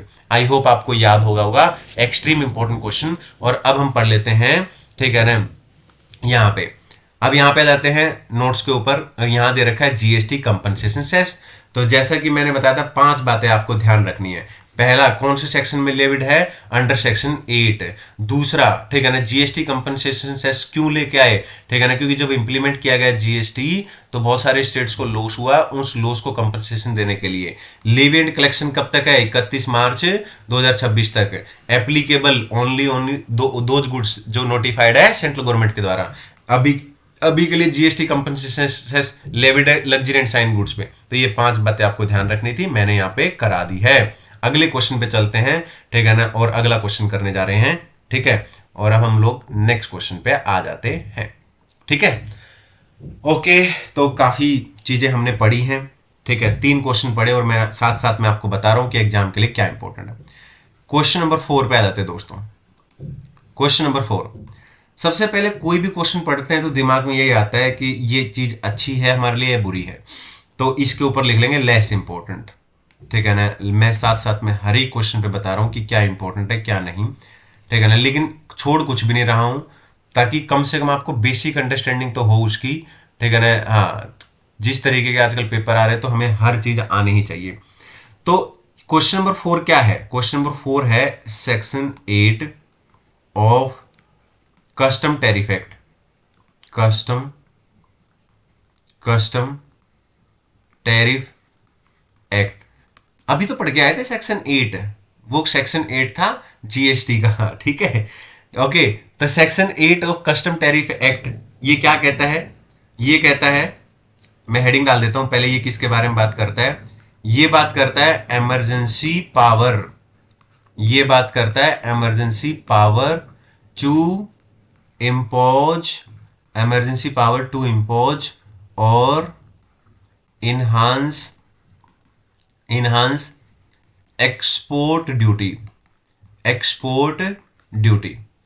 तो ये कहता है कि एक बात बताओ, इमरजेंसी पावर किसके पास है, ठीक है ना, एक्सपोर्ट ड्यूटी को एनहांस करने की या इंपोज करने की इमरजेंसी पावर किसके पास है, ठीक है। तो ये बात आपको ध्यान रखनी है, छोटी छोटी बातें इसके अंदर, 2-3 बातें बस ध्यान रख लेना और कुछ भी नहीं है। पहली बात, ये पावर किसके पास है, दोबारा बोलता हूं, ठीक है ना। ओके, तो ये पावर किसके पास है, ठीक है ना, ये सेंट्रल गवर्नमेंट के पास है, ठीक है ना। एक्सपोर्ट ड्यूटी को इंपोज या एनहांस करने की इमरजेंसी पावर किसके पास है, सेंट्रल गवर्नमेंट में इंपोज और एनहांस एक्सपोर्ट ड्यूटी, पहली बात तो ध्यान रखना है, सेंट्रल गवर्नमेंट के पास है, ठीक है ना। तो सेंट्रल गवर्नमेंट, लेकिन क्या करना पड़ेगा सेंट्रल गवर्नमेंट को, ठीक है ना, अमेंडमेंट करना पड़ेगा सेकंड शेड्यूल में, याद रखना, सेंट्रल गवर्नमेंट को क्या करना पड़ेगा, अमेंडमेंट, ठीक है ना, टू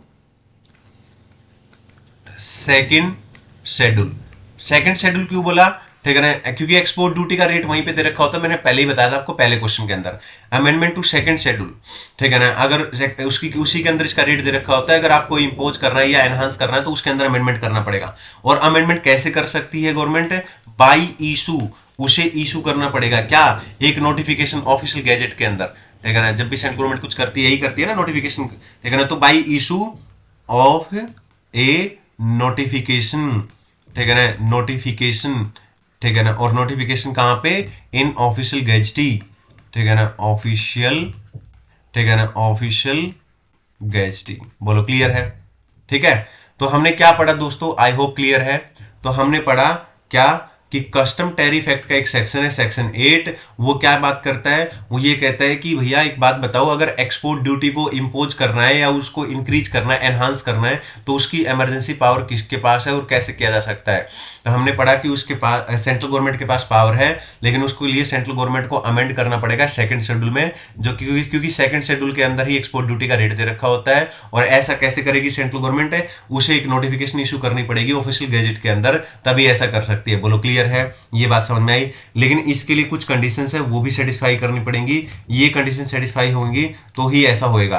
तो कुछ कंडीशंस है, ये कंडीशंस कितनी है, तो यहाँ पे 2 कंडीशंस बता रखी है कि अगर ये 2 कंडीशन सेटिस्फाई होती है तो ही, ठीक है ना। पहली कंडीशन क्या है, ठीक है ना, गुड्स क्या है, वो सेकंड शेड्यूल में स्पेसिफाइड नहीं होना चाहिए, ठीक है ना। Goods may not specified in second schedule, not, goods क्या होना चाहिए, ऐसा गुड्स होना चाहिए, ठीक है ना, जो स्पेसिफाइड नहीं है, नॉट स्पेसिफाइड लिखा है यहाँ पे, स्पेसिफाइड नहीं होना चाहिए, कहां पे, सेकंड शेड्यूल में स्पेसिफाइड नहीं होना चाहिए। दूसरा, सेंट्रल गवर्नमेंट सेटिस्फाइड है, ठीक है ना, कि भैया ऐसी सरकमस्टांसिस है, ठीक है ना, सेंट्रल गवर्नमेंट को, ये सेंट्रल गवर्नमेंट इस बात से सेटिस्फाइड है कि ऐसी सरकमस्टांसिस हमारे सामने आई है जिसकी वजह से हमें एक्सपोर्ट ड्यूटी या तो एनहांस करनी पड़ेगी या इंपोज करनी पड़ेगी, हम कुछ नहीं कर सकते, ऐसा है। बोलो क्लियर है? तो ये क्वेश्चन बिल्कुल आसान था, फिर भी मैंने अच्छे से आपको करा दिया, इंपॉर्टेंट भी नहीं था। बोलो क्लियर है? ये चीजें आपको याद हो गई होंगी, एक बार रिविजन कर डालें इसको, ठीक है ना। तो इसको रिवीजन कर डाला तो लाइफ झिंगा लाला हो जानी है। एक बार देख लेते हैं इसको। तो हमने क्या पढ़ा दोस्तों? हमने पढ़ा कस्टम टैरिफ एक्ट का एक सेक्शन पढ़ रहे हैं, सेक्शन 8। ये सेक्शन 8 में क्या लिख रखा है? इसमें बता रखा है इमरजेंसी पावर ऑफ इम्पोज, ठीक है ना, और एनहांस एक्सपोर्ट ड्यूटी। अगर एक्सपोर्ट ड्यूटी को इम्पोज करना है या इंक्रीज करना है, एनहांस करना है, तो उसकी इमरजेंसी पावर किसके पास होती है? तो हमने पढ़ा उसकी इमरजेंसी पावर सेंट्रल गवर्नमेंट के पास होती है। लेकिन अगर सेंट्रल गवर्नमेंट एनहांस करना चाहती है या इम्पोज करना चाहती है तो उसको क्या करना पड़ेगा? एक्सपोर्ट ड्यूटी का रेट सेकंड शेड्यूल में दे रखा होता है ना, तो एक्सपोर्ट ड्यूटी का जो सेकंड शेड्यूल में रेट दे रखा है उसको अमेंड करना पड़ेगा। और वो कैसे किया जा सकता है? ठीक है ना, इशू करके नोटिफिकेशन ऑफिशियल गजेटी में, लेकिन दो कंडीशन सेटिस्फाई होंगी तभी ऐसा हो सकता है। क्या? वो गुड स्पेसिफाइड नहीं होना चाहिए सेकंड शेड्यूल में, और सेंट्रल गवर्नमेंट को लग रहा हो कि ऐसी सर्कमस्टांसिस होगी हैं जिसकी वजह से हमें लग रहा है कि एक्सपोर्ट ड्यूटी इंपोज या एनहांस करनी जरूरी है। ये क्लियर हो गया होगा? अब आप इसको देख लो, अब आपको समझ में आ जाएगा, यहाँ पे कोई दिक्कत नहीं है, ठीक है ना। ये दे रखा है, तो यहाँ पे क्या बता रखा है कि सेंट्रल गवर्नमेंट के पास अधिकार है, लेकिन सेंट्रल गवर्नमेंट को क्या करना पड़ेगा? सेकंड शेड्यूल में अमेंडमेंट करना पड़ेगा। कैसे? नोटिफिकेशन के द्वारा, और कंडीशंस वही दो कंडीशंस जो अपन ने बात की है। आई होप क्लियर है दोस्तों। एग्जाम के लिए इंपॉर्टेंट नहीं है, मैंने पहले ही बता दिया, लेकिन फिर भी हमें डिस्कस करना था तो डिस्कस कर डाला है, कोई दिक्कत नहीं है। चले आगे की तरफ, चल लेते हैं आगे की तरफ, एक और क्वेश्चन करते हैं। Question number 5। Question number 5 extreme important है, ये आपको ढंग से कर रहे हैं। क्वेश्चन नंबर 5, लेकिन क्वेश्चन नंबर 4 के जैसा ही क्वेश्चन है, आपको लगेगा जैसे पिछले जैसा ही क्वेश्चन है।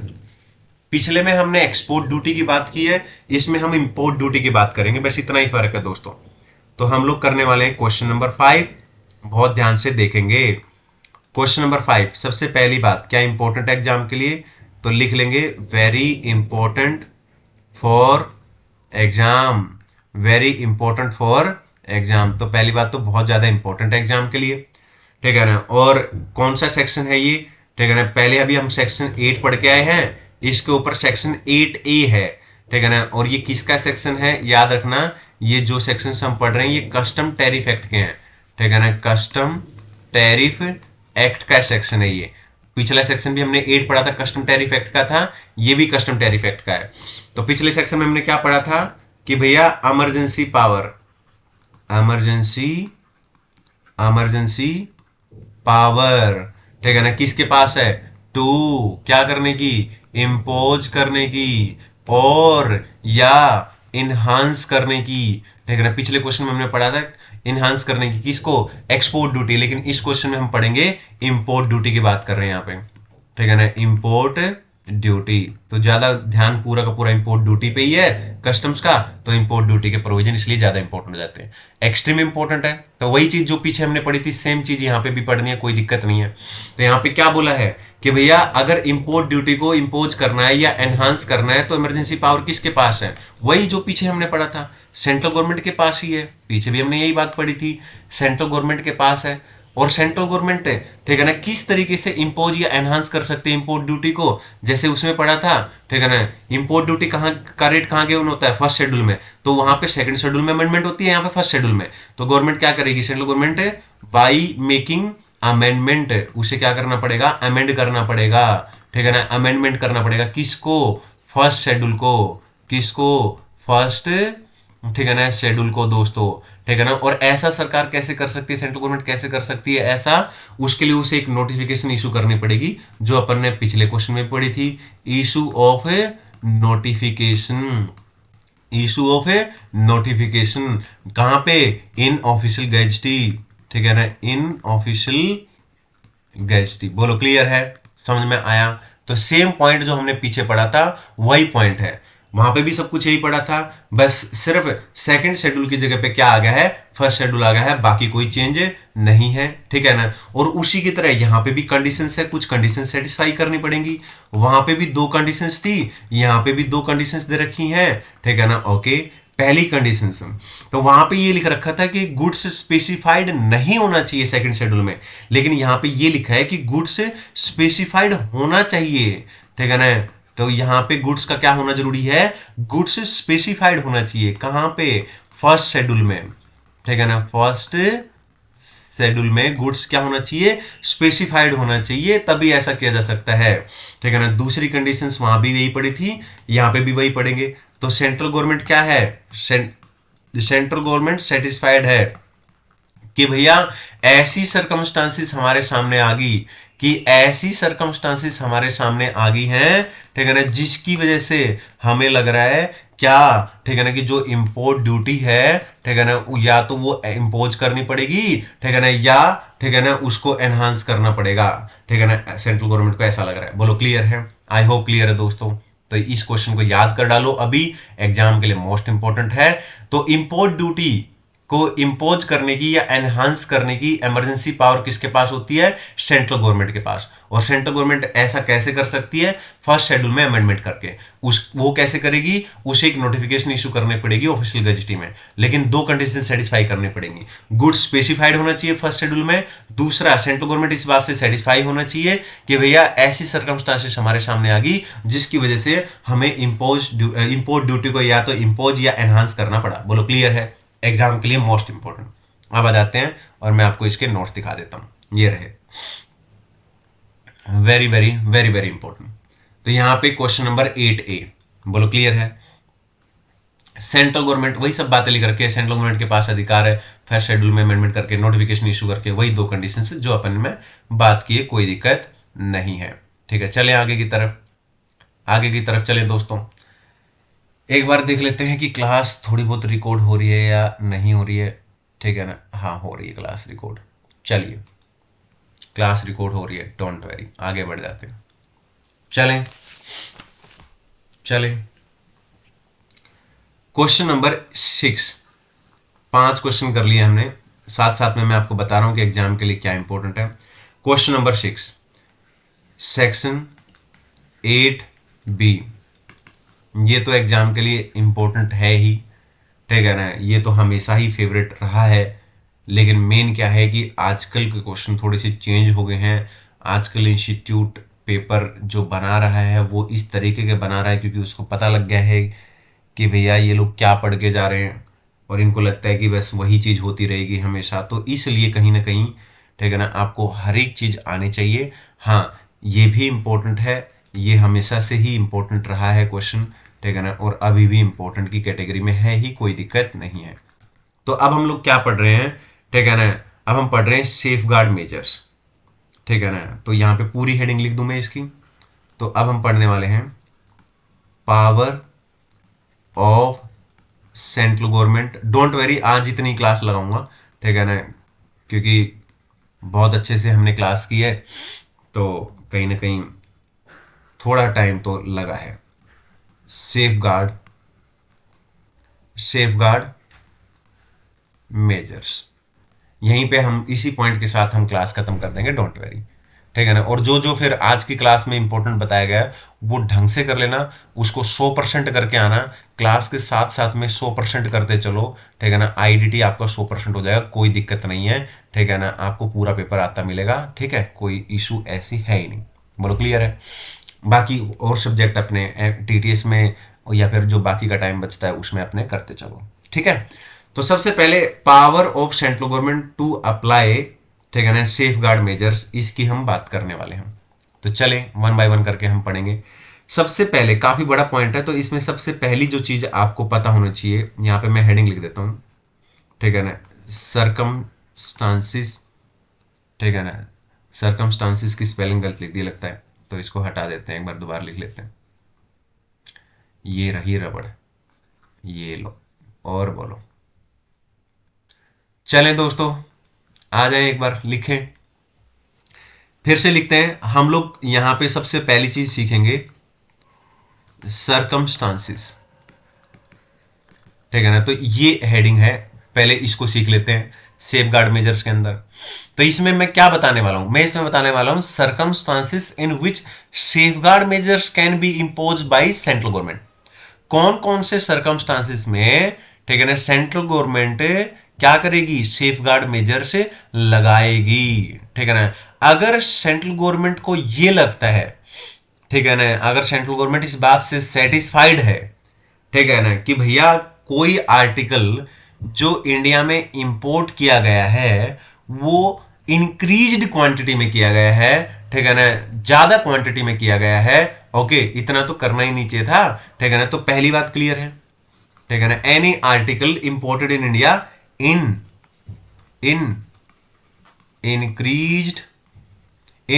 इंक्रीज्ड क्वांटिटीज, पहले तो ये ध्यान रखना, पहला पॉइंट क्लियर है, ठीक है ना। अगर गुड्स, ठीक है ना, इंक्रीज्ड क्वांटिटी के अंदर, अगर इंक्रीज्ड क्वांटिटी के अंदर, ठीक है ना, अगर गुड्स इंपोर्ट किया गया क्या, इंक्रीज्ड क्वांटिटी के अंदर, पहला पॉइंट।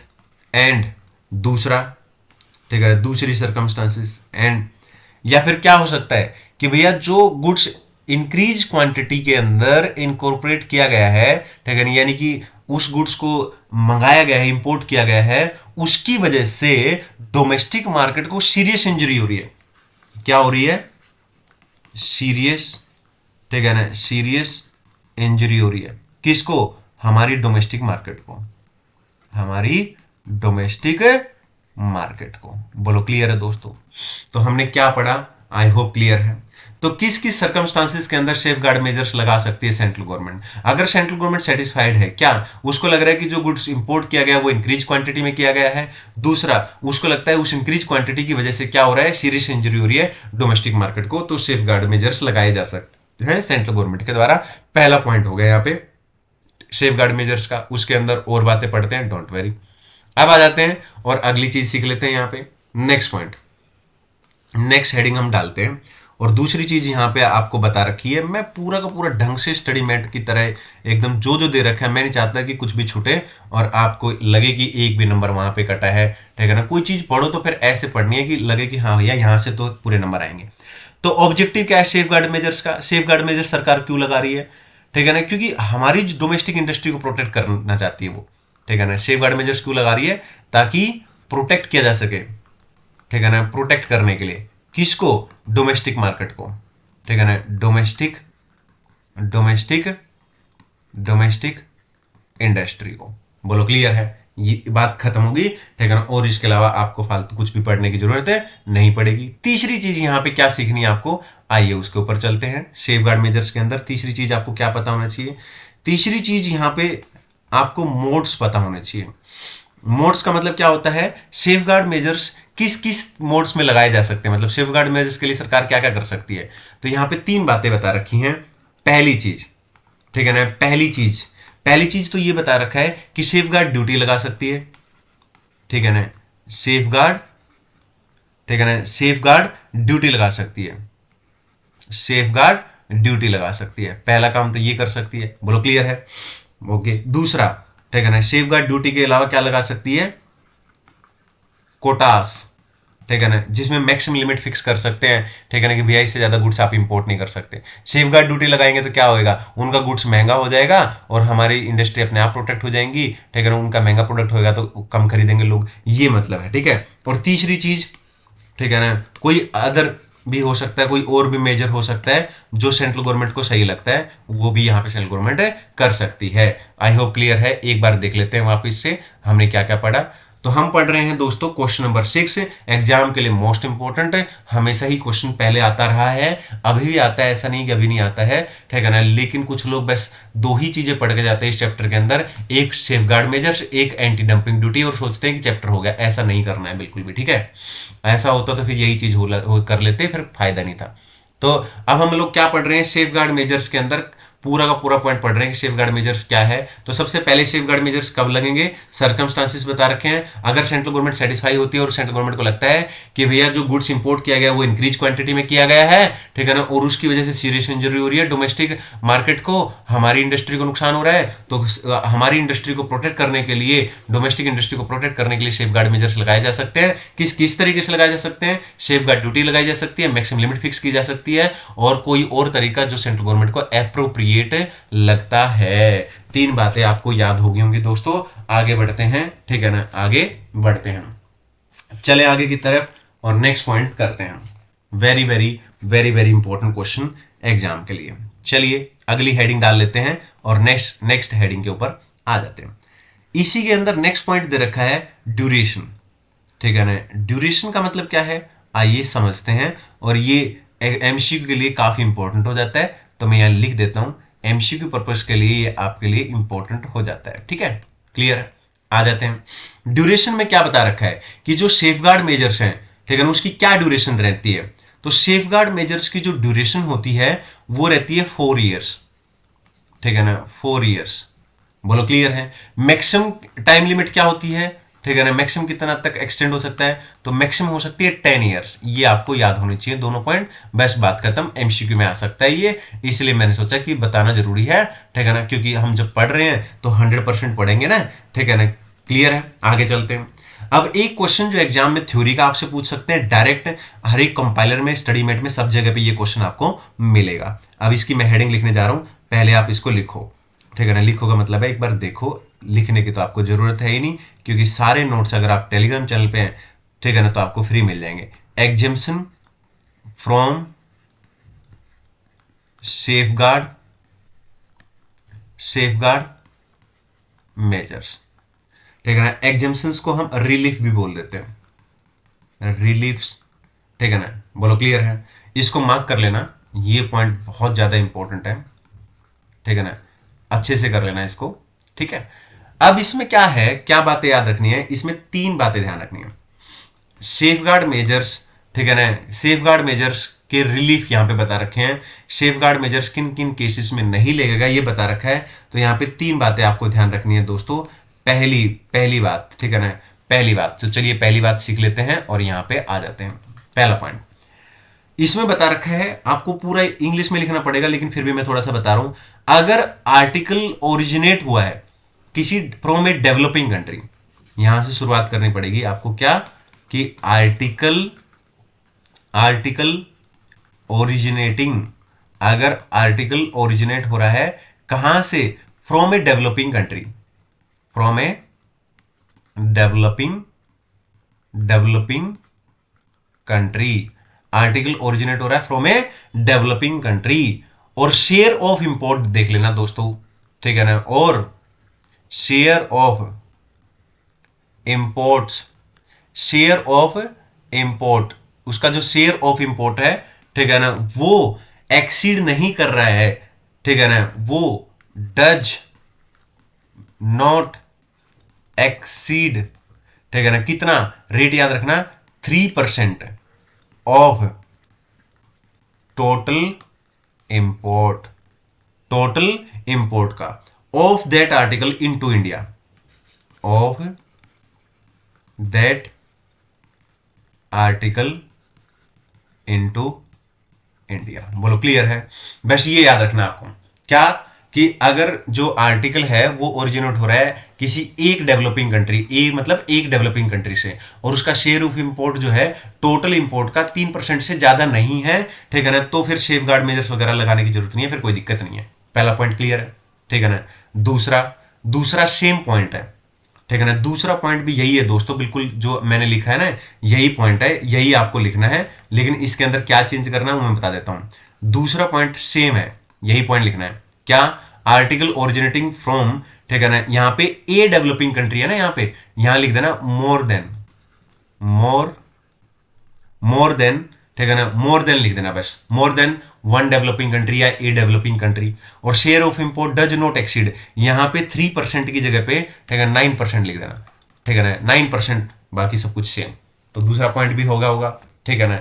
तीसरे पॉइंट पे आ जाते हैं दोस्तों, और तीसरा पॉइंट यहाँ पे लिख लेते हैं। तीसरे पॉइंट में कब रिलीफ मिलेगी सेफगार्ड मेजर से, तीसरा पॉइंट सीख लेते हैं। चलिए, तो यहाँ पे लिखेंगे तीसरा पॉइंट, तीसरी रिलीफ, सेफगार्ड मेजर्स अप्लाई नहीं होंगे, not apply, safeguard measures apply नहीं होंगे, ठीक है ना। अगर जो गुड्स या जो आर्टिकल इंपोर्ट किया गया है वो किसके द्वारा किया गया है, बाई ए 100% EOU, ठीक है ना, या फिर ठीक है ना SEZ यूनिट के द्वारा, बोलो क्लियर है, ये ध्यान रखना, ठीक है ना। सेफगार्ड मेजर्स कब अप्लीकेबल नहीं होंगे, अगर 100% EOU या SEZ यूनिट क्या कर रही है, ठीक है ना, आर्टिकल इंपोर्ट कर रही है, ठीक है ना, क्लियर है। और यहाँ पे लेकिन कुछ कंडीशंस हैं, ठीक है ना, मतलब ये बता रखा है अनलेस, ठीक है ना, अगर ऐसा है तो फिर अप्लाई हो जाएगा, ठीक है ना, अनलेस अगर स्पेसिफिकली मेड एप्लीकेबल लिख रखा है, मतलब अगर स्पेशली बोला गया है कि एप्लीकेबल है तो फिर हो ही जाएगा, कोई दिक्कत नहीं है। या फिर आर्टिकल इंपोर्ट किया गया है, ठीक है ना, मतलब उसका यूज ऐसे हो रहा है कि मैन्युफैक्चर कर रहे हैं किसी गुड्स को, और मतलब तो ये आपको ना ये इंग्लिश में दे रखा है, तो ये आपको थोड़ा याद करना पड़ेगा, इंग्लिश है इसकी बेसिकली, ठीक है ना, और कुछ नहीं है, ये अंडरस्टैंडिंग के लिए मैं थोड़ा सा आपको बता रहा था बस, ठीक है ना। तो तीन चीजें यहाँ पे ध्यान होंगे आपको, ठीक है ना। एक बार पढ़ लेते हैं फिर से, हम पढ़ रहे हैं एग्जम्पशन, कौन से केसेस में एग्जम्पशन या रिलीफ मिल जाएगी सेफगार्ड मेजर से। तो पहले केस, अगर आर्टिकल ओरिजिनेट हो रहा है किसी एक ऐसी डेवलपिंग कंट्री से जिसका शेयर ऑफ इंपोर्ट 3% से ज्यादा नहीं है, ठीक है ना, टोटल इंपोर्ट्स का इंडिया के अंदर, और या फिर दूसरा पॉइंट हमने क्या पढ़ा, more than one developing country के अंदर 3% की जगह पे 9% आ जाएगा। और फिर हमने क्या पढ़ा कि अगर ठीक है ना 100% EOU या SEZ है वो आर्टिकल इंपोर्ट कर रही है तो उस केस में भी सेफगार्ड मेजर्स नहीं लगेंगे। हालांकि अगर स्पेशली बोल दिया गया है कि लगेंगे तो लगेंगे, और दूसरी कंडीशन आप याद कर लेंगे। और आई होप क्लियर है। अब चलते हैं दोस्तों आगे की तरफ, और यहाँ पे आपका पॉइंट खत्म हो गया है, ठीक है ना, और मैं आपको दिखा देता हूं एक बार कि क्या क्या चीजें हमने पढ़ी है। ओके, तो ये है आपका question number 6-8B safeguard measures. तो पहले हमने पढ़ा दोस्तों सेफगार्ड मेजर्स किस किस सर्कमस्टांसिस में लगते हैं। तो मैंने बताया कि अगर गुड्स इंपोर्ट किया गया इंक्रीज क्वांटिटी में और उसकी वजह से सीरियस इंजरी हो रही है हमारी डोमेस्टिक मार्केट को। दूसरा, ऑब्जेक्टिव क्या सेफगार्ड मेजर्स क्यों लगाया जाता है, ताकि हम अपनी डोमेस्टिक इंडस्ट्री को प्रोटेक्ट कर सकें। मोड्स, सेफगार्ड मेजर्स किस किस तरीके से लगाया जा सकता है, तो सेफगार्ड ड्यूटी लगा सकते हैं, मैक्सिमम लिमिट फिक्स कर सकते हैं, या कोई और तरीका जो सेंट्रल गवर्नमेंट को एप्रोप्रिएट लगता है। एमसीक्यू आ सकता है कि ड्यूरेशन क्या रह सकती है, मिनिमम 4 साल, ठीक है ना, और मैक्सिमम कितनी 10 साल रह सकती है। रिलीफ या एग्जम्पशन पढ़ा जो कि मोस्ट इंपोर्टेंट क्वेश्चन है, सेफगार्ड मेजर्स किस किस केसेस में हमें रिलीफ मिल जाएगी, अगर आर्टिकल ओरिजिनेट हो रहा है, ठीक है ना, किसी एक डेवलपिंग कंट्री से और शेयर ऑफ इंपोर्ट 3% से ज्यादा नहीं है इंडिया के अंदर, और अगर more than one developing country से हो रहा है तो 9% से ज्यादा नहीं है, ठीक है ना, और अगर ठीक है ना गुड्स जो आर्टिकल मंगाया जा रहा है अगर वो इंपोर्ट किया जा रहा है, ठीक है ना, किसके द्वारा 100% EOU या SEZ यूनिट के द्वारा, तो भी सेफगार्ड मेजर्स नहीं लगेंगे। अनलेस अगर स्पेशली बोल दिया है कि लगेंगे तो फिर तो लगेंगे ही, और दूसरी कंडीशन ये वाली आप याद कर लेंगे। आई होप क्लियर है।